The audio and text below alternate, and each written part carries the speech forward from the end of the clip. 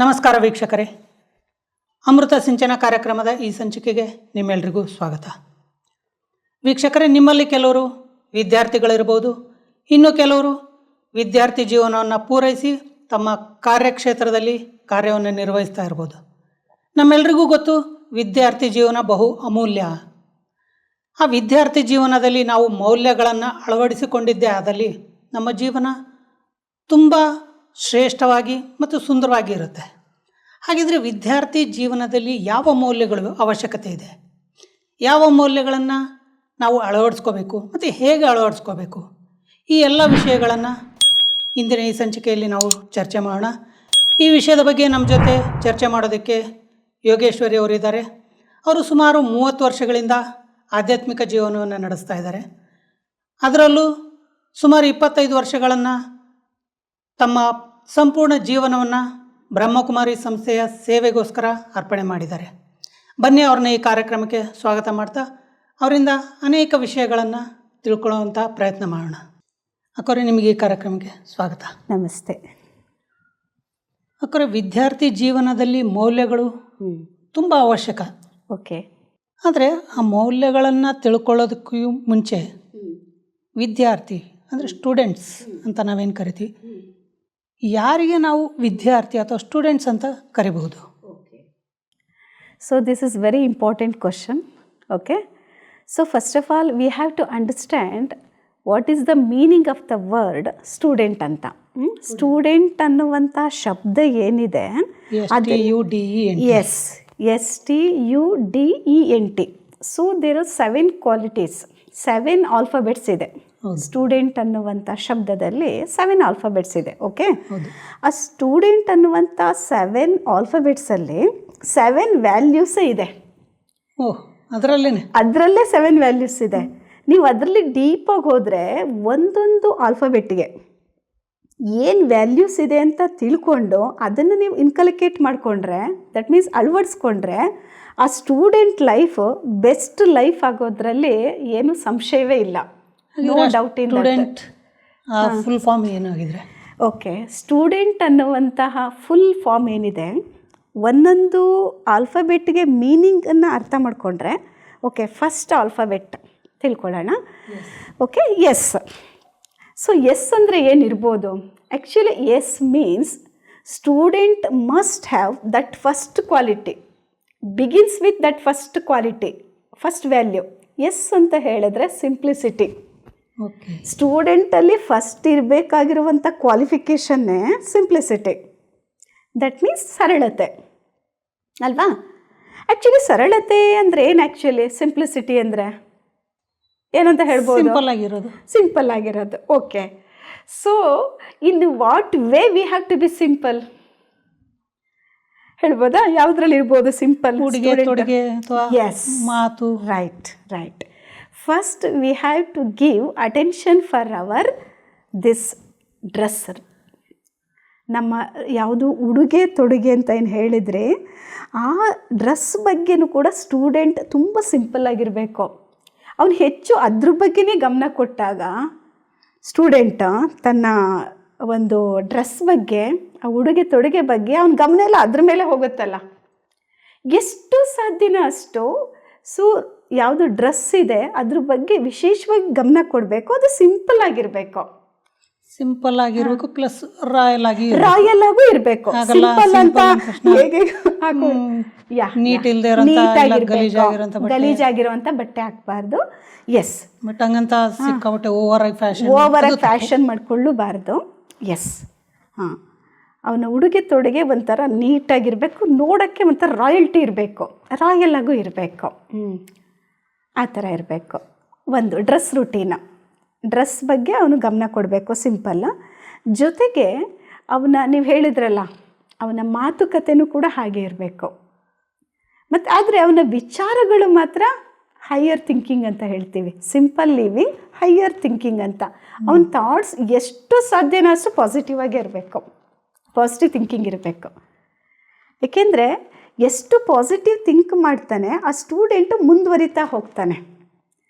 Okay, optimistic ಆಗಿರ್ತಾನೆ. Otherwise negative think ಮಾಡಿದರೆ, unwanted think ಮಾಡಿದರೆ ಅವನು ಅವನು ಇದು ಡಿಮೋಷನ್ ಆಗ್ತಾ ಹೋಗುತ್ತೆ, ಅವನಲ್ಲಿ ವ್ಯಾಲ್ಯೂಸ್ ಬರ್ತಾ ಹೋಗಲ್ಲ, ಅವ್ನು ಮುಂದಕ್ಕೆ ಹೋಗೋಕ್ಕಾಗಲ್ಲ.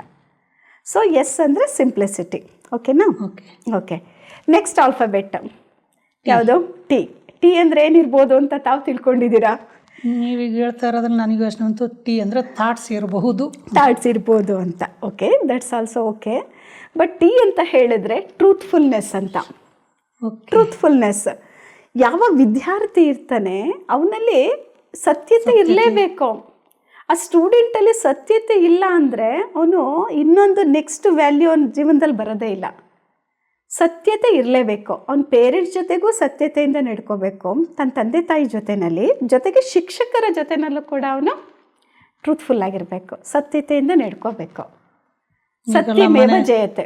ಮನೇಲಿ ಒಂದು ರೀತಿ ಸುಳ್ಳು ಹೇಳೋದು, ಟೀಚರ್ಸ್ ಒಂದು ರೀತಿ ಹೇಳೋದು, ಮನೇಲಿ ಸ್ಕೂಲ್ಗೆ ಹೋಗ್ತೀನಿ ಅಂತ ಸ್ಕೂಲಲ್ಲಿ ಮನೆಗೆ ಹೋಗ್ತೀನಿ ಅಂತ ಇವನ್ ಮಧ್ಯೆ ಎಲ್ಲೋ ಫ್ರೆಂಡ್ಸ್ ಜೊತೆಗೆಲ್ಲ ಹೋಗೋದು. ಓಕೆ, ಅದರಿಂದ ಅವ್ನ ಲೈಫೇ ಹಾಳಾಗ್ಬಿಡತ್ತೆ ಅಲ್ವಾ? ಅದಕ್ಕೋಸ್ಕರ ಸತ್ಯತೆ ಇರಲೇಬೇಕು. ಹೋಮ್ವರ್ಕ್ ಮಾಡದೆ ಏನೇನೋ ಸುಳ್ಳು ಹೇಳೋದು ಅದೆಲ್ಲ ಮಾಡಬಾರ್ದು ಅಲ್ವಾ? ಆ ತರಹ. ಸೊ ಟ್ರೂತ್ಫುಲ್ನೆಸ್ ಇರಲೇಬೇಕು. ಎರಡನೇದಾಗಿ. ಮೂರನೇದಾಗಿ ಯಾವುದು ಆಲ್ಫಾಬೆಟ್? ಯು. ಯು. ಯು ಅಂದರೆ ಏನಿರ್ಬೋದು? ನನಗನ್ಸಿದ ಮಟ್ಟಿಗೆ understanding. Understanding. Okay, that's also correct. Understanding also okay. ಜೊತೆಗೆ ಯೂನಿಟಿ ಅಂತ ಹೇಳ್ತೀವಿ ನಾವು, ಏಕತೆ ಇರುವಂಥದ್ದು. ಏಕತೆಯಿಂದ ಎಲ್ಲ ಸ್ಟೂಡೆಂಟ್ಸು ಕೂಡ ಏಕತೆಯಿಂದ ಒಂದು ಸ್ಟಡೀಸನ್ನು ಮಾಡುವಂಥದ್ದು, ಕಲಿಯುವಂಥದ್ದಿರ್ಬೋದು, ಹೇಳ್ಕೊಡುವಂಥದ್ದಿರ್ಬೋದು, ನನಗೆ ಗೊತ್ತಿರೋದನ್ನು ನಿಮ್ಗೆ ಹೇಳ್ಕೊಡೋದು ಅಲ್ವಾ? ಆ ಥರ ಶೇರಿಂಗ್ ಇರುವಂಥದ್ದು. ಸೊ ಅದಿರುವಂಥದ್ದು. ಅಂಡರ್ಸ್ಟ್ಯಾಂಡಿಂಗು ಇರಬೇಕು. ಬಟ್ ಬಿಕಾಸ್ ಎಜುಕೇಷನ್ ಅವನು ಏನು ಓದ್ತಾ ಇದ್ದಾನೆ ಸರಿಯಾದ ರೀತಿಯಲ್ಲಿ ಅರ್ಥ ಮಾಡ್ಕೊಳ್ಳುವಂಥದ್ದು. ಹೌದು. ಓಕೆ, ಅದು ಇನ್ನೊಂದು ಸಬ್ಜೆಕ್ಟಿಗೆ ಬರುತ್ತೆ, ನಂತರ ಬರೋಣ. ಮೆಮೊರಿ ಪವರ್ ಅಂತ. ವಿದ್ಯಾರ್ಥಿ ತನ್ನ ನೆನಪಿನ ಶಕ್ತಿಯನ್ನು ಹೇಗೆ ಇನ್ಕ್ರೀಸ್ ಮಾಡ್ಕೊಳ್ಬೇಕು, ಸ್ಮರಣಾ ಶಕ್ತಿಯನ್ನು, ಅದನ್ನ ನಂತರ ಆ ಸಬ್ಜೆಕ್ಟಿಗೆ ಬರೋಣ. ಓಕೆ, ಅದನ್ನ ಇನ್ನೊಂದು ಸಂಚಿಕೆಯಲ್ಲಿ ವಿಶೇಷವಾಗಿ ಚರ್ಚೆ ಮಾಡೋಣ. ಓಕೆ, ಮೆಮೊರಿ ಮ್ಯಾನೇಜ್ಮೆಂಟ್ ಅಂತ ಅದಕ್ಕೆ ಹೇಳ್ತೀವಿ. ಓಕೆ, ಸೊ ಈ ಯೂನಿಟಿ ಅಥವಾ ಒಂದು ಅಂಡರ್ಸ್ಟ್ಯಾಂಡಿಂಗ್ ಇವೆರಡೂ ಕೂಡ ಇರಬೇಕು. ನಂತರ ನಾಲ್ಕನೇದಾಗಿ ಸ್ಟೂಡೆಂಟಲ್ಲಿ ಇರಲೇಬೇಕು. ಈ ಮೂರು ಇದ್ದರೆ ಅದು ಬರುತ್ತೆ ಆ್ಯಕ್ಚುಲಿ. ಡಿಸಿಪ್ಲಿನ್. ಓಕೆ, ಡಿ ಅಂದರೆ ಡಿಸಿಪ್ಲಿನ್. ಎಸ್, ಏಕೆಂದರೆ ಸ್ಟೂಡೆಂಟ್ಸ್ಗೆ ವೆರಿ ಇಂಪಾರ್ಟೆಂಟ್ ವ್ಯಾಲ್ಯೂ ಅಂದರೆ ಅಥವಾ ಮೌಲ್ಯ ಅಂದರೆ ಶಿಸ್ತು. ಹೌದು. ಶಿಸ್ತಿನಲ್ಲಿ ಎರಡು ಥರ ಇದೆ. ಯಾವುದಿರ್ಬೋದು? ಓಕೆ, ಒಂದು ಇಂಟರ್ನಲ್ ಡಿಸಿಪ್ಲಿನ್, ಆಂತರಿಕ ಶಿಸ್ತು, ಅಂದರೆ ಮನಸ್ಸಿನಲ್ಲಿ ಇಟ್ಟುಕೊಳ್ಳುವಂತಹ ಶಿಸ್ತು. As you think so you become ಅಂತ ಹೇಳ್ತಾರೆ.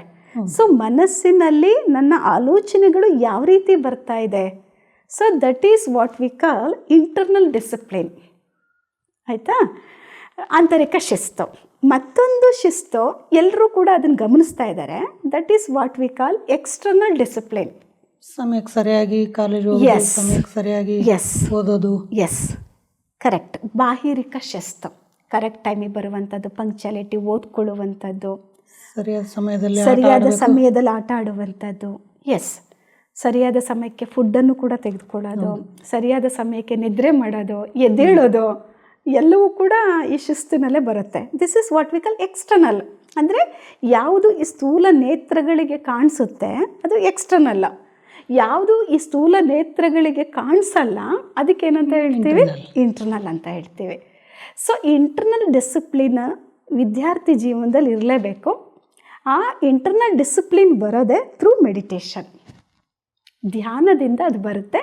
ಅದನ್ನು ನೆಕ್ಸ್ಟ್ ನಾವು ತಗೊಳ್ಳೋಣ. Okay okay okay. ಈ ಅಂತಂದರೆ ಏನಿರ್ಬೋದು? ತಾವು ಸ್ವಲ್ಪ ಗೆಸ್ ಮಾಡಿ. ಭಾಳಷ್ಟು ಬರುತ್ತೆ. ಈ ಮೀನ್ಸ್ ಎಮೋಷನಲ್ ಇರ್ಬೋದು, ಎನರ್ಜೆಟಿಕ್ ಇರ್ಬೋದು ಅಂತ. ಆದರೆ ಸ್ಟೂಡೆಂಟಲ್ಲಿ ಏನಿರಬೇಕು ಅಂದರೆ ಎಂಥ್ಯೂಸಾಸಿಯಮ್ ಇರಬೇಕು. ನಾನು ಕಲಿಬೇಕು ಅನ್ನುವಂಥ ಉತ್ಸಾಹ ಇರಬೇಕು ಅವನಿಗೆ ಅಲ್ವಾ? ಅವನಿಗೆ ಕಲಿಯುವಂತಹ ಎಂಥ್ಯೂಸಾಸಿಯಮ್ ಇಲ್ಲ ಅಂತ ಅಂದರೆ ಅವ್ನು ಮುಂದಕ್ಕೆ ಹೋಗೋಕ್ಕಾಗಲ್ವಲ್ಲ. ಸೊ ಅದಕ್ಕೆ ಅವನಿಗೆ ಉತ್ಸಾಹ ಇರಬೇಕು, ಎಂಥ್ಯೂಸಾಸಿಯಮ್ ಇರಬೇಕು. ಓಕೆ, ಆ ಕ್ವಾಲಿಟಿನೂ ಅವನಲ್ಲಿರಬೇಕು. ಓಕೆನಾ? ರೈಟ್. Next N. ಎನ್ ಅಂದರೆ ಏನಿರ್ಬೋದು ಸ್ಟೂಡೆಂಟ್ ಲೈಫಲ್ಲಿ? ನ್ಯೂನೆಸ್ ಅಂತ ಹೇಳ್ಬೋದಾ? ಇರ್ಬೋದು. ಎಸ್, ಹೊಸತನ. ಸತನ. ಬಿಕಾಸ್ ಸೊ ಸ್ಟೂಡೆಂಟಲ್ಲಿ ನಾನು ಒಂದು ಹೊಸದನ್ನು ಕಲಿತಾ ಇದ್ದೀನಿ ಅನ್ನುವಂತಹ ಅವನಿಗೆ ಒಂದು ಥಾಟ್ಸ್ ಇರಬೇಕು. ಅಯ್ಯೋ ಓದ್ತಾ ಇದ್ದೀನಿ ಅಂದರೆ ಬೋರ್ ಹೊಡೆಯುತ್ತೆ. ಒಂದು ಹೊಸದನ್ನು ಕಲಿತಿದ್ದೀನಿ ಅಂದಾಗ ಅವನಿಗೆ ಇಂಟ್ರೆಸ್ಟ್ ಬರುತ್ತೆ ಅಲ್ವಾ?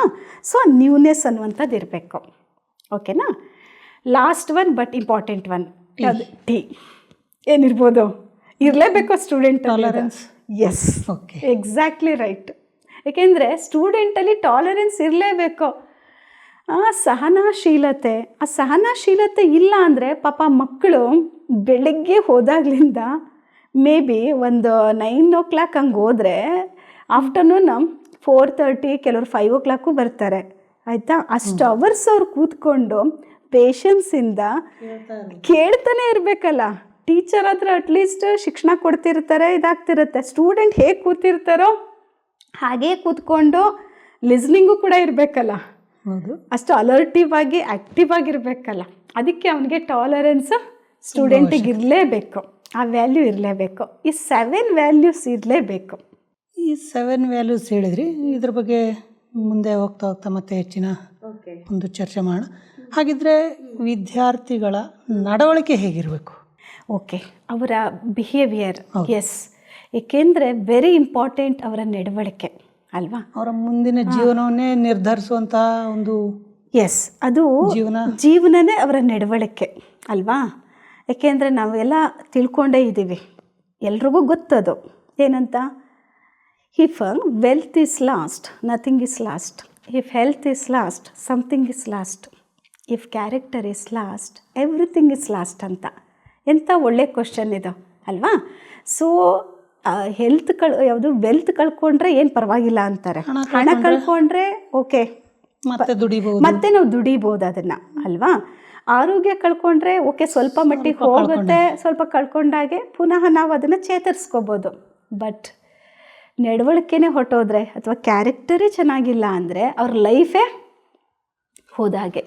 ಬಹುಶಃ ಇಂದಿನ ಸಮಾಜದಲ್ಲಿ ಇದು ಉಲ್ಟಾ ಆಗಿದೆ ಅನ್ಸುತ್ತೆ. ಈಗ ಯಾಕಂದ್ರೆ ಹಣ ಕಳ್ಕೊಂಡ್ರು ಅಂದ್ರೆ ಸಂಪೂರ್ಣ ಮುಗ್ದೋಯ್ತು, ನಮ್ಮ ಜೀವನನೇ ಮುಗ್ದೋಯ್ತು ಅಂತ ಅನ್ಕೊಂಡ್ಬಿಟ್ಟಿದ್ದಾರೆ. ಈಗಿನ ಅಟ್ ಪ್ರೆಸೆಂಟ್ ವರ್ಲ್ಡಲ್ಲಿ ಇದು ಆಪೋಸಿಟ್ ಆಗಿಬಿಟ್ಟಿದೆ ಅಲ್ವಾ?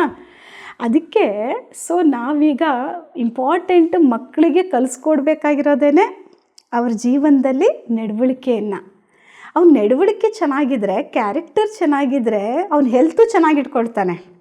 ಹೆಲ್ತ್ 100% ಚೆನ್ನಾಗಿರುತ್ತೆ. ಯಾರ ನಡವಳಿಕೆ ಚೆನ್ನಾಗಿರುತ್ತೆ, ಓಕೆ, ಬಿಹೇವಿಯರ್ ಚೆನ್ನಾಗಿರುತ್ತೆ, ಅವನಲ್ಲಿ ಮೌಲ್ಯಗಳಿರುತ್ತೆ, ಅವನು ಆರೋಗ್ಯ 100% ಚೆನ್ನಾಗಿರುತ್ತೆ.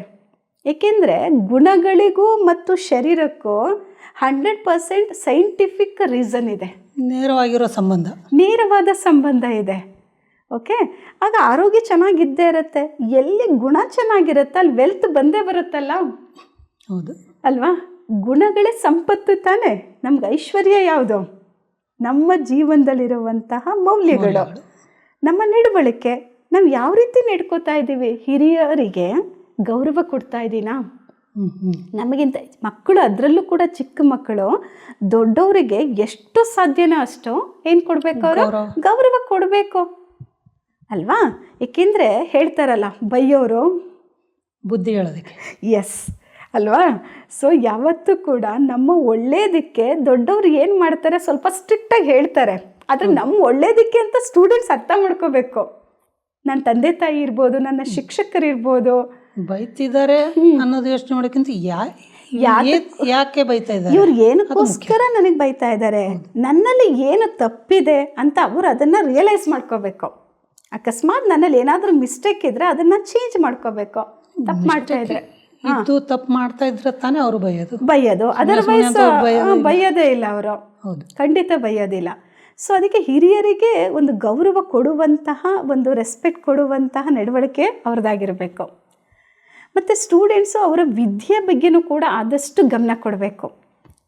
ತಾವು ಮೊದಲೇ ಹೇಳಿದಾಗೆ ಆಟದ ಟೈಮಲ್ಲಿ ಆಟದ ಕಡೆಗೆ ಓಕೆ ಬೇಕೇ ಬೇಕು. ಸ್ಟೂಡೆಂಟ್ ಲೈಫ್ ಅಂದಮೇಲೆ ಏನು 24 hours ಓದೋಕ್ಕಾಗಲ್ಲ, ಬರೀ ಬುಕ್ ಹಿಡದೆ ಕೂತ್ಕೊಳ್ಳೋಕ್ಕಾಗಲ್ಲ.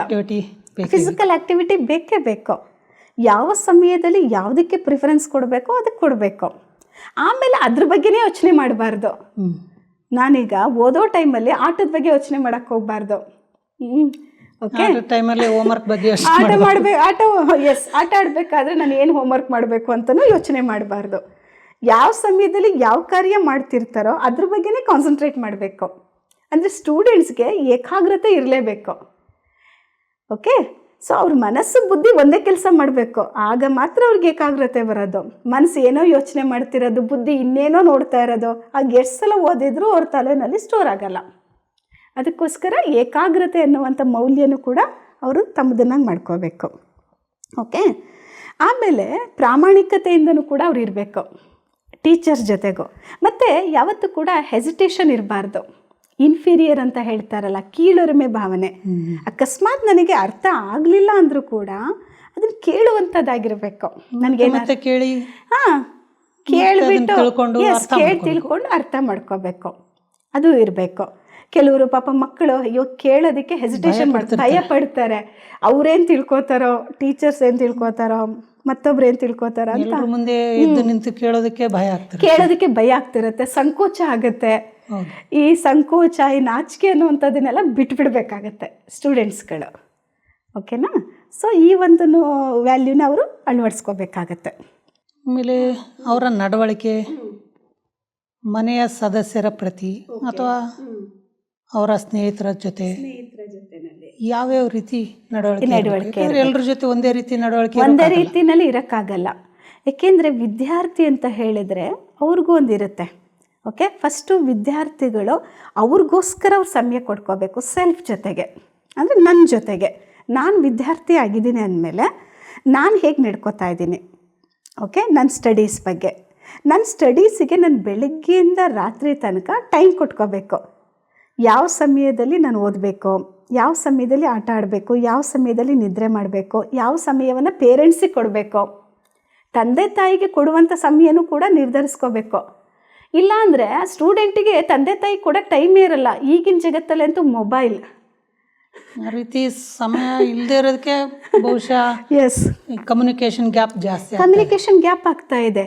ಅಟ್ ಪ್ರೆಸೆಂಟ್ ವರ್ಲ್ಡಲ್ಲಿ ನಾವು ನೋಡೋದಾದರೆ ಸಾಮಾನ್ಯವಾಗಿ ಈಗೆಲ್ಲ ಆನ್ಲೈನ್ ಕ್ಲಾಸಸ್ ಅಂತ ಶುರುವಾಗ್ಬಿಟ್ಟು ಎಲ್ಲರೂ ಜಾಸ್ತಿ ಸಮಯ ಮೊಬೈಲಲ್ಲೇ ಕಳೀತಾರೆ. ಮಕ್ಕಳಿಂದ ಹಿಡಿದು ಪೇರೆಂಟ್ಸ್ವರೆಗೆ ಎಲ್ಲರೂ ಈಗ ಅದು ಒಂಥರ ಮೊಬೈಲೇ ಲೈಫ್ ಅನ್ನೋ ಥರ ಆಗಿಬಿಟ್ಟಿದೆ. ಓಕೆ, ಆನ್ಲೈನ್ ಕ್ಲಾಸಸ್ ಟೈಮಲ್ಲೇ ಅದಕ್ಕೆ ಕೊಡಬೇಕಷ್ಟೇ. ಕ್ಲಾಸ್ ಎಷ್ಟೊತ್ತಿರುತ್ತೆ ಅಷ್ಟು ಮಾತ್ರ ಸೀಮಿತ ಇದ್ದರೆ ಒಳ್ಳೆಯದು. ಯಾವಾಗಲೂ ಕೂಡ ಮೊಬೈಲ್ ಜೊತೆಗೇ ಇದ್ದರೆ ಆವಾಗ ಒಂದು ಶಾರೀರಿಕವಾದಂತಹ ಆರೋಗ್ಯನೂ ಕಳ್ಕೊತಾರೆ ಅಲ್ವಾ. ಕೆಲವು ಮಕ್ಕಳು ಮೊಬೈಲ್ ಜೊತೆಗೇ ಸಮಯ ಕಳೀತಾ ಫಿಸಿಕಲಿ ಆಟ ಇದೆಲ್ಲ ಬಿಡ್ತಾರೆ. ಹೌದು ಅಲ್ವಾ. ಪೇರೆಂಟ್ಸ್ ಜೊತೆಗೂ ಕೂಡ ಅವರ ಕಮ್ಯುನಿಕೇಷನ್ ಬಿಟ್ಬಿಡ್ತಾರೆ. ತಂದೆ ತಾಯಿ ಜೊತೆಗೆ ಸಮಯನ ಕಳೆಯಲ್ಲ, ಅಜ್ಜ ಅಜ್ಜಿಯರ ಜೊತೆಗಿರ್ಬೋದು ಅಲ್ವಾ, ಫ್ರೆಂಡ್ಸ್ ಜೊತೆಗಿರ್ಬೋದು. ಅವಾಗ ಏನಾಗುತ್ತೆ, ನ್ಯಾಚುರಲಿ ವ್ಯಾಲ್ಯೂಸ್ ಏನಾಗುತ್ತೆ, ಅದು ಡಿಕ್ರೀಸ್ ಆಗುತ್ತೆ, ತಾನಾಗೆ ಹೊರಟೋಗುತ್ತೆ. ಅವರೆಲ್ಲರಿಂದನೂ ದೂರ ಆಗ್ತಾ ಹೋಗ್ತಾರೆ. ಬಿಕಾಸ್ ಕಮ್ಯುನಿಕೇಷನ್ನೇ ಇಲ್ಲ ಅಂತ ಅಂದಮೇಲೆ ನ್ಯಾಚುರಲಿ ತಂದೆ ತಾಯಿಯಿಂದ ಡಿಸ್ಟೆನ್ಸ್ ಇದಾಗ್ಬಿಡುತ್ತೆ, ಫ್ರೆಂಡ್ಸ್ ಜೊತೆಗೂ ಡಿಸ್ಟೆನ್ಸ್ ಆಗ್ಬಿಡತ್ತೆ. ಅದಕ್ಕೋಸ್ಕರ ತಂದೆ ತಾಯಿ ಜೊತೆಗೂ ಅವರು ಟೈಮ್ ಕೊಡಬೇಕು. ತಾಯಿ ಜೊತೆಗೆ ಎಲ್ಲ ಹಂಚ್ಕೊಳ್ಬೇಕು ಅವರು. ಸ್ಕೂಲಲ್ಲಿ ಏನು ನಡೆಯುತ್ತೆ, ಏನು ಹೇಳಿಕೊಟ್ರು, ಹೇಳಿದ್ರೆ ತೊಂದರೆ ಏನಿಲ್ಲ, ಎಲ್ಲವನ್ನ ಅವ್ರ ಹತ್ರ ಕೇಳಬೇಕು ಅಲ್ವಾ. ಮತ್ತು ಏನಾದರೂ ಗೊತ್ತಿರೋದಿದ್ರೆ ಅವರಿಂದನೂ ಕಲಿಬೇಕು. ಆ ಥರ ತಂದೆ ತಾಯಿಗಳು ಕೂಡ ಮಕ್ಕಳಿಗೆ ಹೇಳ್ಕೊಡ್ಬೇಕು. ಹೌದು ಅಲ್ವಾ. ಯಾರು ವ್ಯಾಲ್ಯೂಬಲ್ ಲೈಫನ್ನು ಲೀಡ್ ಮಾಡಿದ್ದಾರೆ ಅಂತಹ ಮಹಾನ್ ಆತ್ಮಗಳದ್ದು ಅಥವಾ ಮಹಾನ್ ಪುರುಷದ್ದು ಕೆಲವೊಂದು ಇನ್ಸ್ಪಿರೇಷನ್ ಸ್ಟೋರೀಸ್ ಅವ್ರಿಗೆ ಹೇಳಬೇಕಾಗತ್ತೆ. ಆಗ ಅವ್ರಿಗೆ ವ್ಯಾಲ್ಯೂಸ್ ಬರೋದಕ್ಕೆ ಅದು ಇದಾಗುತ್ತೆ ಪ್ರಾಕ್ಟಿಕಲ್ ಲೈಫಲ್ಲಿ. ಅದರ ಮಹತ್ವ ಏನು ಅಂತ ಗೊತ್ತಾಗುತ್ತೆ ಅಲ್ವಾ. ಫ್ರೆಂಡ್ಸ್ ಜೊತೆಗೂ ಅಷ್ಟೇ, ಫ್ರೆಂಡ್ಸ್ ಜೊತೆಗೂ ಕೂಡ ಅವ್ರು ಹೇಗಿರಬೇಕು ಅಲ್ವಾ. ಫ್ರೆಂಡ್ಸ್ ಜೊತೆಗೆ ಒಂಥರ ವೆಲ್ ವಿಷರ್, ಅವ್ರ ಬಗ್ಗೆನೂ ಇವ್ರಿಗೆ ಇದಿರಬೇಕು, ಶುಭ ಭಾವನೆ ಇರಬೇಕು ಅಲ್ವಾ. ಆಗ ಮತ್ತು ಅವ್ರದ್ದು ಇವ್ರ ಥಾಟ್ಸು ಒಂಥರ ಏನಾಗುತ್ತೆ, ಮ್ಯಾಚ್ ಆಗುತ್ತೆ, ಫ್ರೀಕ್ವೆನ್ಸಿ ಮತ್ತು ವೇವ್ ಲೆಂತ್ ಸಮವಯಸ್ಕರಾಗಿರೋ ಕಾರಣ ಅಲ್ವಾ. ಸೊ ಅದು ಕೂಡ ಅವರಿಗೆ ಒಂದು ಮೈಂಡಿಂದು ರಿಲ್ಯಾಕ್ಸೇಷನ್ ಜಾಸ್ತಿ ಆಗುತ್ತೆ. ಅದಕ್ಕೋಸ್ಕರ ಫ್ರೀ ಟೈಮಲ್ಲಿ ಅವರು ಫ್ರೆಂಡ್ಸ್ ಜೊತೆಗೂ ಇರಬೇಕು, ಜೊತೆಗೆ ಅವರು ಮೆಡಿಟೇಷನ್ ಮಾಡೋದನ್ನು ಕೂಡ ಕಲಿಬೇಕಾಗತ್ತೆ. ಅವ್ರ ಮನಸ್ಸನ್ನು ಚೆನ್ನಾಗಿ ಇಟ್ಕೋಬೇಕು ಅಂದರೆ, ಓಕೆ, ಮನಸ್ಸು ಪಾಸಿಟಿವ್ ಆಗಿರಬೇಕು ಅಂದರೆ ಮೆಡಿಟೇಷನ್ ಕೂಡ ಅವರು ಮಾಡಬೇಕಾಗತ್ತೆ. ಸೊ ಇದರಿಂದ ಅವ್ರ ನಡವಳಿಕೆ ತುಂಬ ಚೆನ್ನಾಗಿರುತ್ತೆ. ಶಿಕ್ಷಕರ ಜೊತೆನಲ್ಲೂ ಕೂಡ ಅಷ್ಟೇ. ಏಕೆಂದರೆ ಮಕ್ಕಳು ನೋಡೋದೇ ಶಿಕ್ಷಕರನ್ನಲ್ಲ, ಹೌದು. ಕಲಿಯುವಂಥದ್ದೇ ಮಕ್ಕಳು ಶಿಕ್ಷಕರಿಂದ, ಮತ್ತೊಂದು ಪೇರೆಂಟ್ಸಿಂದ. ಆ ಒಂದು ವಿದ್ಯಾರ್ಥಿ ಜೀವನದಲ್ಲಿ ಈ 3 ಪ್ರಭಾವ ಜಾಸ್ತಿ ಇರುತ್ತೆ. ಒಂದು ಶಿಕ್ಷಕರು, ಇನ್ನೊಂದು ಸಹಪಾಠಿಗಳು, ಇನ್ನೊಂದು ಮನೆಯಲ್ಲಿರುವಂತಹ ಪೇರೆಂಟ್ಸ್. 3 ಜನರದ ಏನು ವ್ಯವಹಾರ ನಡವಳಿಕೆ ಅಥವಾ ಅವರ ಪ್ರಭಾವ ಏನಿರುತ್ತೆ ಅದರ ಮೇಲೆ ವಿದ್ಯಾರ್ಥಿಯ ಜೀವನ ನಿರ್ಧರಿತ ಆಗುತ್ತೆ. ಖಂಡಿತ. ಅದಕ್ಕೋಸ್ಕರ ಶಿಕ್ಷಕರಾಗಿರಲಿ, ಮತ್ತು ನಮ್ಮ ಯಾರು ಪೇರೆಂಟ್ಸ್ ಆಗಿರಲಿ, ಮತ್ತು ಸಹಪಾಠಿಗಳು, ಅವರೆಲ್ಲರೂ ಕೂಡ ಅವರನ್ನು ಅವ್ರು ನೋಡ್ಕೋಬೇಕಾಗತ್ತೆ. ನಮ್ಮದು ವ್ಯಾಲ್ಯೂಬಲ್ ಲೈಫ್ ಇದೆಯಾ, ಯಾಕೆಂದ್ರೆ ಮಕ್ಕಳಿಗೆ ಇನ್ಸ್ಪಿರೇಷನ್ ಕೊಡೋ ರೀತಿನಲ್ಲಿ ಅವ್ರು ಇರಬೇಕು. ಮುಖ್ಯವಾಗಿ ನನಗೆ ಅನಿಸುತ್ತೆ ಸಹಪಾಠಿಗಳು ಒಬ್ಬರಿಗೊಬ್ಬರು ಸಹಕಾರ ಕೊಡೋದೇನಿದೆ ಅದು ತುಂಬ ಇಂಪಾರ್ಟೆಂಟ್ ಅನಿಸುತ್ತೆ. ಈಗಿನ ಕಾಲದಲ್ಲಿ ಸಹಕಾರ ಕೊಡ್ತಾರೆ, ಆದರೆ ಬೇರೆ ದುಶ್ಚಟಗಳಿಗಾದರೆ ಬೇಗ ಸಹಕಾರ ಸಿಗುತ್ತೆ. ಅದೇ ದುಶ್ಚಟಗಳಿಂದ ಹೊರಗೆ ಬರ್ಬೇಕಂದ್ರೆ ಸಹಕಾರ ಕಡಿಮೆನೆ. ಹೌದು. ಏಕೆಂದರೆ ಈಗಿನ ಕಾಲದಲ್ಲಿ ನಮಗೂ ಕೂಡ ಗೊತ್ತಿದೆ, ನಾವು ಚಿಕ್ಕವರಾಗಿದ್ದಾಗ ಅದರ ಅನ್ನೋರು ಗಾಂಧಿ ಥರ ಅಂತ, ಆಯಿತಾ? ಯಾರು ಜಾಸ್ತಿ ಒಳ್ಳೆಯವರಾಗಿದ್ದರೆ ಅವ್ರ ಹತ್ರ ಬ್ಯಾಡ್ ಹ್ಯಾಬಿಟ್ಸ್ ಇಲ್ಲ ಅಂತ ಅಂದರೆ, ಓಕೆ, ಇನ್ನೊಬ್ಬರ ಬಗ್ಗೆ ಚಾಡಿ ಹೇಳೋದಾಗಿರಲಿ, ಇನ್ನೊಬ್ಬರ ಬಗ್ಗೆ ಕ್ರಿಟಿಸೈಸ್ ಮಾಡೋದಾಗಿರಲಿ, ಅದೆಲ್ಲ ಇಲ್ಲ ಅಂದರೆ ಇವರು ಗಾಂಧಿ ಅಂತ, ಆಯಿತಾ? ಇವರು ಅದನ್ನೇ ಮಾಡ್ತಾಯಿದ್ರೆ ಇವರು ಬೇರೆ ಥರ, ಇವರು ಬಹಳ ಇದು ಅಂತ. ಬಟ್ ಯಾರು ಎಷ್ಟೇ ನಮ್ಮನ್ನು ಕಮೆಂಟ್ಸ್ ಮಾಡಲಿ, ಆದರೆ ನಾವು ನೆಗೆಟಿವ್ ಇದಕ್ಕೆ ಹೋಗಬಾರ್ದು. ನೆಗೆಟಿವ್ ಅನ್ನೋದಕ್ಕಿಂತ ಬ್ಯಾಡ್, ಸರಿ ತಪ್ಪು ಎರಡನ್ನೂ ನಿರ್ಧಾರ ಮಾಡಬೇಕಾಗುತ್ತೆ. ಸರಿಯೋ ಆ ಕಡೆ ಹೋಗೋದ್ರಲ್ಲಿ ತಪ್ಪೇನಿಲ್ಲ, ಖಂಡಿತ ತಪ್ಪೇನಿಲ್ಲ. ಇವತ್ತು ತಪ್ಪು ನಾವು ಮಾಡಿದ್ದನ್ನು ಅವ್ರು ತಪ್ಪು ಅಂತ ಹೇಳಿದರು, ಸೊ ನೆಕ್ಸ್ಟ್ ಅದು ನನಗೆ ಒಳ್ಳೆಯದಾಗುವಂಥದ್ದು ಅಲ್ವಾ? ಸೊ ನಾನೇ ಡಿಸ್ಕ್ರಿಮಿನೇಟ್ ಮಾಡಿ ಪರೀಕ್ಷಿಸ್ಬಿಟ್ಟು ನಾನೇ ಡಿಸಿಷನನ್ನು ತಗೋಬೇಕಾಗತ್ತೆ. ಖಂಡಿತ. ಅದಕ್ಕೋಸ್ಕರ ನಾವು ಸರಿ ತಪ್ಪಿನ ಜಡ್ಜ್ ಮಾಡಿ ಕರೆಕ್ಟಾಗಿ ಹೋಗ್ಬೇಕು ನಾವು. ರೈಟ್. ಜೊತೆಗೆ ಅವರ ನಡವಳಿಕೆ ಚಿಕ್ಕವರ ಪ್ರತಿ ಪ್ರೀತಿಪೂರ್ವಕ ಆಗಿದ್ರೆ ಒಳ್ಳೆ. ಚಿಕ್ಕವ್ರ ಬಗ್ಗೆ ಅವ್ರ ಪ್ರೀತಿಯಿಂದನೇ ನಡ್ಕೋಬೇಕು. ಚಿಕ್ಕವ್ರ ಜೊತೆಯಲ್ಲಿ ಪ್ರೀತಿಯಿಂದ ನಡ್ಕೋಬೇಕು, ದೊಡ್ಡವ್ರಿಗೆ ಗೌರವ ಕೊಡಬೇಕು, ಸಮವಯಸ್ಕರ ಜೊತೆಯಲ್ಲಿ ವೆಲ್ ವಿಷರ್ ಆಗಿರಬೇಕು, ಶುಭ ಭಾವನೆಯಿಂದ ನಡ್ಕೋಬೇಕು. ಅವ್ರ ನಡವಳಿಕೆ ಯಾವುದೇ ಕಾರಣಕ್ಕೂ ಬೇಗನೆ ರಿಯಾಕ್ಟ್ ಮಾಡೋ ಥರ, ಕೋಪ ಮಾಡೋ ಥರ. ಖಂಡಿತ. ಯಾವತ್ತವರು ರೆಸ್ಪಾನ್ಸ್ ಮಾಡಬೇಕು ಹೊರತು ರಿಯಾಕ್ಟ್ ಮಾಡಬಾರ್ದು. Okay, very important. ವಿದ್ಯಾರ್ಥಿ ಜೀವನದಲ್ಲಿ ರೆಸ್ಪಾಂಡ್ ಮಾಡಬೇಕಷ್ಟೇ, ರಿಯಾಕ್ಷನ್ ಮಾಡಬಾರ್ದು. ರಿಯಾಕ್ಷನ್ ಮಾಡಿದರೆ ಏನಾಗುತ್ತೆ ಗೊತ್ತಿದೆಯಲ್ಲ, ಚರ್ಚೆಗಳಾಗತ್ತೆ, ಕ್ಲಾಶಸ್ ಆಗುತ್ತೆ, ಮನೆಯಲ್ಲಿ ಅಟ್ಮಾಸ್ಫಿಯರೇ ಚೇಂಜ್ ಆಗುತ್ತೆ. ಆಗ ಮನೆಯಲ್ಲಿ ಮನಸ್ತಾಪ ಸ್ಟಾರ್ಟ್ ಆಗುತ್ತೆ, ಮಕ್ಕಳಿಗೆ ಓದೋಕ್ಕೆ ಮನಸ್ಸು ಬರಲ್ಲ, ಮೈಂಡ್ ಡಿಸ್ಟರ್ಬ್ ಆಯಿತು ಅಂದರೆ ಸೊ ನಾವು ಹೇಗೆ ಓದೋದು? ಓದ್ಕೊಳ್ಳೋಕ್ಕೂ ಆಗಲ್ಲ, ಸಂಬಂಧಗಳಲ್ಲಿ ಕ್ಲಾಶಸ್ ಆಗುತ್ತಲ್ಲ, ಅರ್ಥ ಮಾಡ್ಕೊಳ್ಬೇಕು. ಕೆಲವೊಮ್ಮೆ ಮಕ್ಕಳು ಏನು ಮಾಡ್ತಾರೆ, ವಿದ್ಯಾರ್ಥಿಗಳು ತಂದೆ ತಾಯಿನ ಅರ್ಥ ಮಾಡ್ಕೊಳಕ್ಕೆ ಹೋಗಲ್ಲ, ಮಿಸ್ಅಂಡರ್ಸ್ಟ್ಯಾಂಡಿಂಗ್ ಮಾಡ್ಕೊಂಡ್ಬಿಡ್ತಾರೆ. ಈ ತಂದೆ ತಾಯಿ ಯಾವಾಗ ನೋಡಿದ್ರು, ಏಕೆಂದರೆ ಕೆಲವೊಮ್ಮೆ ತಂದೆ ತಾಯಿಗಳು ಓದು ಅಂತ ಹೇಳ್ತಿದ್ರೆ ಇವ್ರಿಗೆ ಒಂಥರ ಇರಿಟೇಟ್ ಆಗ್ತಾ ಇರುತ್ತೆ, ಇದೇನು ಯಾವಾಗಲೂ ನನ್ನ ಪೇರೆಂಟ್ಸು ಓದು ಅಂತ ಹೇಳ್ತಿರ್ತಾರಲ್ಲ ಅಂತ. ಅದಕ್ಕೋಸ್ಕರ ಅವರು ಈ ಮಕ್ಕಳು ತಂದೆ ತಾಯಿನ ಸರಿಯಾಗಿ ಅರ್ಥ ಮಾಡಿಕೊಂಡು, ಓಕೆ, ಅವರು ಆ ಸ್ಟಡೀಸ್ ಬಗ್ಗೆ ಗಮನ ಕೊಡಲೇಬೇಕಾಗತ್ತೆ. ಮತ್ತು ನಡವಳಿಕೆ ಬಗ್ಗೆ ಅಂತೂ ಕೊಡಲೇಬೇಕು. ನಡವಳಿಕೆ ಚೆನ್ನಾಗಿದ್ರೆ ತಾನೇ ನಾವು ಚೆನ್ನಾಗಿ ಓದೋದಕ್ಕೂ ಸಾಧ್ಯ. ಅದಕ್ಕೋಸ್ಕರ ಸಂಪೂರ್ಣ ದಿನಚರಿ ನಮ್ಮ ನಡವಳಿಕೆ ಮೇಲೆ ನಿರ್ಧರಿತ ಆಗಿರುತ್ತೆ. Routine life. ವಿದ್ಯಾರ್ಥಿ ಜೀವನದ ಒಂದು ರೂಟೀನ್ ಲೈಫ್ ಯಾವ ಥರ ಇದ್ರೆ ಸರಿ ಅನಿಸುತ್ತೆ? ವಿದ್ಯಾರ್ಥಿಯ ರೂಟೀನ್ ಲೈಫ್. ಓಕೆ, ಸೊ ವಿದ್ಯಾರ್ಥಿಯ ರೂಟೀನ್ ಲೈಫ್ ಏನಿದೆ, ಬೆಳಗಿನ ಜಾವ ಬೇಗ ಏಳುವಂಥದ್ದು ಒಳ್ಳೆಯ ಅಭ್ಯಾಸ. ನಮ್ಮಲ್ಲಿ ಹೇಳಲಾಗತ್ತೆ, ಎಲ್ಲರೂ ಕೂಡ ಮೊದಲಿಂದನೂ ಹೇಳ್ತಾ ಬಂದಿದ್ದಾರೆ, ಬ್ರಾಹ್ಮಿ ಮುಹೂರ್ತ ಅಂತ. ಸೂರ್ಯ ಹುಟ್ಟುವ ಮೊದಲು 2 hours before, may be 4 o'clock ಅಥವಾ 4:30 ಅಷ್ಟರೊಳಗಡೆ ಎದ್ದೇಳುವಂಥದ್ದು. ಎದ್ದು ಬ್ರಷ್ ಮಾಡಿ ಮುಖ ಎಲ್ಲ ತೊಳ್ಕೊಂಡು ಫ್ರೆಶ್ ಆಗಿ ಕೂತ್ಕೊಂಡು ಒಂದು 10 ನಿಮಿಷ ಅಥವಾ ಮಿನಿಮಮ್ ಒಂದು 5 ನಿಮಿಷನಾದರೂ ಕೂಡ ಭಗವಂತನನ್ನು ಧ್ಯಾನ ಮಾಡಿ. ಏಕೆಂದರೆ ನನ್ನ ಒಂದು ವಿದ್ಯಾರ್ಥಿ ಜೀವನದ ಒಂದು ಇದಿದೆ, ನಾನು ಮಾಡಿರುವಂಥದ್ದು ಪ್ರಾಕ್ಟೀಸು. ಮೆಡಿಟೇಷನ್ ಮಾಡಿಬಿಟ್ಟು ನಾವು ಓದಿದರೆ ನಾವೇನು ಓದ್ತೀವಿ ಆ್ಯಸ್ ಇಟ್ ಈಸ್ ಅದು ಸ್ಟೋರ್ ಆಗುತ್ತೆ. ಓಕೆ, ಕಾನ್ಸಂಟ್ರೇಷನ್ ಜಾಸ್ತಿ ಆಗುತ್ತೆ ಒಂದು. ಮತ್ತು ನಾವು ಒಂದು ಸಲ ಓದಿದರೆ ಆ್ಯಸ್ ಇಟ್ ಈಸ್ ನನ್ನ ಮೆಮೊರಿನಲ್ಲಿ ಅದು ಸ್ಟೋರ್ ಆಗುತ್ತೆ. ಅದು ನನ್ನ ಎಕ್ಸ್ಪೀರಿಯನ್ಸ್, ನಾವು ವಿದ್ಯಾರ್ಥಿ ಜೀವನದಲ್ಲಿ ಓದಿದ್ದು. ಓಕೆನಾ? ಅದಕ್ಕೆ ಅವರು ಒಂದು 5-10 ನಿಮಿಷ ಮೆಡಿಟೇಷನ್ ಮಾಡಿ ಭಗವಂತನಿಂದ ಶಕ್ತಿಯನ್ನು ಪಡ್ಕೊಂಡು, ಓಕೆ, ಆಗ ಅವರಲ್ಲಿ ಸೆಲ್ಫ್ ಕಾನ್ಫಿಡೆನ್ಸ್ ಇನ್ಕ್ರೀಸ್ ಆಗುತ್ತೆ, ಆತ್ಮಸ್ಥೈರ್ಯ ಹೆಚ್ಚಾಗುತ್ತೆ, ಕಾನ್ಸಂಟ್ರೇಷನ್ ಹೆಚ್ಚಾಗುತ್ತೆ. Because they are having connection with that supreme. Okay, ಪರಮಾತ್ಮನ ಜೊತೆ ಕನೆಕ್ಷನ್ ಇದ್ದಾಗ ಅವರ ಮೈಂಡ್ ಕ್ಲೀನ್ ಆಗಿಬಿಡುತ್ತೆ. ಬೇರೆ ಯಾವುದೇ ವೇಸ್ಟ್ ಥಾಟ್ಸ್ ಇದ್ದರೂ ಮೊದಲು, ಓಕೆ, ಎಲ್ಲ ಕ್ಲೀನ್ ಆಗಿಬಿಟ್ಟು ಕ್ಲಿಯರ್ ಆಗುತ್ತೆ. ಒಂದು ವಾಟರ್ ಇರುತ್ತಲ್ಲ, ತಿಳಿಯಾದ ನೀರು, ಆ ಥರ ಆಗಿಬಿಡುತ್ತೆ ಅವ್ರ ಮೈಂಡ್. ಓಕೆ, ಆಮೇಲೆ ಅವ್ರು ಏನು ಓದ್ತಾರೆ ಆ್ಯಸ್ ಇಟ್ ಈಸ್ ಒಂದು ಸಲ ಓದಿದರೆ ಸಾಕು, 10 ಸಲ ಓದೋ ಅವಶ್ಯಕತೆ ಇರಲ್ಲ.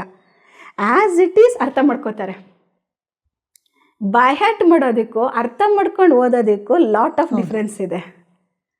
ಓಕೆ, ಅವ್ರು ಅಂಡರ್ಸ್ಟ್ಯಾಂಡಿಂಗ್ ಮಾಡಿಕೊಂಡು ಓದಿದಾಗ ಆ್ಯಸ್ ಇಟ್ ಈಸ್ ಮೆಮೊರಿನಲ್ಲಿ ಸ್ಟೋರ್ ಆದಾಗ, ಸೊ ನ್ಯಾಚುರಲಿ ಅವರಿಗೆ ಕಾನ್ಸಂಟ್ರೇಷನು ಇನ್ಕ್ರೀಸ್ ಆಗಿರುತ್ತೆ, ವಿಲ್ ಪವರ್ ಜಾಸ್ತಿ ಆಗಿರುತ್ತೆ, ಸ್ಟೋರ್ ಆಗಿರುತ್ತೆ. ಯಾವಾಗ ನಾವು ವಿಷಯವನ್ನು ಅರ್ಥ ಮಾಡ್ಕೊಳ್ತೀವಿ ಅದನ್ನು ನೆನಪಿಟ್ಕೊಳ್ಳುವಂಥದ್ದು ತುಂಬ ಸುಲಭ, ತುಂಬ ಈಸಿ. ಅದು ಬಿಟ್ಟು ನಾವು ವರ್ಡ್ ಟು ವರ್ಡ್ ಬಾಹ್ಯಾಟ ಮಾಡಿದ್ರೆ, ಕಂಠಪಟ್ಟ ಮಾಡಿದ್ರೆ, ಅದು ಒಂದು ಶಬ್ದ ಮರ್ತೋಗ್ಬಿಟ್ರೆ ಎಲ್ಲ ಮರ್ತೋಗ್ಬಿಡುತ್ತೆ, ಮುಂದಕ್ಕೆ ಲಿಂಕೆ ಕಟ್ಟಾಗ್ಬಿಡುತ್ತೆ, ಲಿಂಕೆ ಕಟ್ಟಾಗ್ಬಿಡುತ್ತೆ. ಇನ್ನೊಂದು ಅದರಿಂದ ವಿಷಯದ ಆಳ ಆಗಲ ಅರ್ಥ ಆಗಿರಲ್ಲ. ಅವರು ಅದನ್ನ ಅರ್ಥ ಮಾಡಿಕೊಂಡು ಅರ್ಥ ಮಾಡ್ಕೊಂಡು ಸ್ಟಡಿ ಮಾಡಿರಲ್ಲ, ಜಸ್ಟ್ ಗಿಳಿಪಾಠ ಥರ ಓದಿರ್ತಾರೆ. ಆಗ ಜಸ್ಟ್ ಅದು ನೀವು ಹೇಳ್ದಂಗೆ ಗಿಳಿಪಾಠ ಥರ ಇರುತ್ತೆ ಅಷ್ಟೇ. ಆದರೆ ಅದ್ರದ್ದು ಅಂಡರ್ಸ್ಟ್ಯಾಂಡಿಂಗ್ ಎಲ್ಲ ಗೊತ್ತಿರಲ್ವಲ್ಲ, ಏನು ಅಂತ ಅದ್ರ ಡೀಪ್ನೆಸ್ಸೇ ಗೊತ್ತಿರಲ್ಲ ಅವ್ರಿಗೆ. ಅದಕ್ಕೆ ಬೆಳಗಿಂದು ಅವರು with meditation they have to start their study. Okay, ಅವ್ರ ಸ್ಟಡಿನ ಸ್ಟಾರ್ಟ್ ಬೆಳಗ್ಗೆ ವಿದ್ಯಾರ್ಥಿಗಳು ಬೇಗನೆ ಎದ್ದೇಳುವಂಥ ಅಭ್ಯಾಸ ವಿದ್ಯಾರ್ಥಿ ಜೀವನಕ್ಕೆ ಒಳ್ಳೆ ಅಭ್ಯಾಸ, ಫೌಂಡೇಶನ್ ಅದು. ಒಂದು ರೀತಿ ಒಳ್ಳೆ ಅಭ್ಯಾಸ ಅದು, ಖಂಡಿತ. ಯಾಕಂದ್ರೆ ಈ ವಿದ್ಯಾರ್ಥಿ ಜೀವನದ ರೊಟೀನ್ ಲೈಫ್ ಹೇಗಿರಬೇಕು ಅನ್ನೋದ್ರ ಬಗ್ಗೆ ನಾವು ಮುಂದಿನ ಸಂಚಿಕೆಗಳಲ್ಲಿ ಹೆಚ್ಚಿನ ವಿಷಯವನ್ನು ಚರ್ಚೆ ಮಾಡೋಣ. ಸಮಯದ ಅಭಾವದಿಂದ ಈ ಸಂಚಿಕೆಯನ್ನು ನಾನು ಇಲ್ಲಿಗೆ ನಿಲ್ಲಿಸ್ತಾ ಇದ್ದೀನಿ. ಮತ್ತು ನಾವು ಈ ವಿಚಾರವನ್ನು ಮುಂದಿನ ಸಂಚಿಕೆಯಲ್ಲಿ ಚರ್ಚೆ ಮಾಡೋಣ. ನೀವು ಈ ಕಾರ್ಯಕ್ರಮಕ್ಕೆ ಬಂದು ನಮ್ಮ ವೀಕ್ಷಕರಿಗೆ ಸ್ಟೂಡೆಂಟ್ ಅನ್ನುವಂಥ ಶಬ್ದದ ಸಂಪೂರ್ಣ ಅರ್ಥವನ್ನು ತಿಳಿಸ್ಕೊಟ್ರಿ. ನಿಮಗೆ ಬಹಳ ಬಹಳ ಧನ್ಯವಾದಗಳು. ನೋಡಿದ್ರಲ್ಲ ವೀಕ್ಷಕರೇ, ವಿದ್ಯಾರ್ಥಿ ಸ್ಟೂಡೆಂಟ್ ಅಂದರೆ ಆ ವಿದ್ಯಾರ್ಥಿಯಲ್ಲಿ ಏನೆಲ್ಲ ಗುಣಗಳಿರಬೇಕು, ಯಾವೆಲ್ಲ ಮೌಲ್ಯಗಳಿರಬೇಕು. ನಾವು ಇಷ್ಟು ದಿನ ಸ್ಟೂಡೆಂಟ್ ಅನ್ನೋ ಶಬ್ದ ಮಾತ್ರ ಉಪಯೋಗಿಸ್ತಾ ಇದ್ವಿ, ಅದರ ಸಂಪೂರ್ಣ ಅರ್ಥವನ್ನು ನಾವು ತಿಳ್ಕೊಂಡಿರಲಿಲ್ಲ. ಹೀಗೆ ನಮ್ಮ ಕಾರ್ಯಕ್ರಮನ ವೀಕ್ಷಿಸ್ತಾ ಇರಿ. ಮತ್ತು ಮುಂದಿನ ಸಂಚಿಕೆಯಲ್ಲಿ ನಾವು ಈ ವಿಷಯವಾಗಿ ಮತ್ತೆ ಚರ್ಚೆ ಮಾಡೋಣ. ಅಲ್ಲಿವರೆಗೂ ನಿಮ್ಮೆಲ್ಲರಿಗೂ ಧನ್ಯವಾದಗಳು.